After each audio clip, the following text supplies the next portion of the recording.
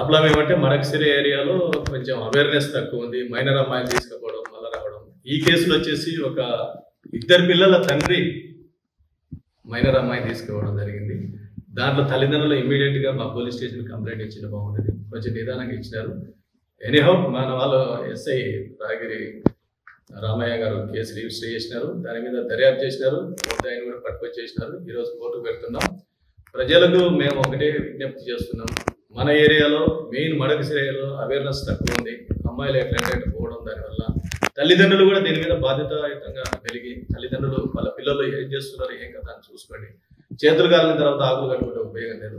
ఈ మా ఎస్పీ గారు కూడా లేడీస్ విషయాలు అయితేనేమి, తర్వాత చిల్డ్రన్స్ విషయం అనేది చాలా సీరియస్ ఉన్నది. చట్టాలు కూడా చాలా బలంగా ఉన్నాయి. దయచేసి అర్థం చేసుకోండి. ఇటువంటి సంఘటనలు పునరావృతం కాకుండా మా డిపార్ట్మెంట్ కూడా ఫ్యూచర్లో ఇప్పటికే స్టార్ట్ చేసినాము. మేము కాలేజీల్లో స్కూల్స్లో అందరికీ అవేర్నెస్ కల్పించి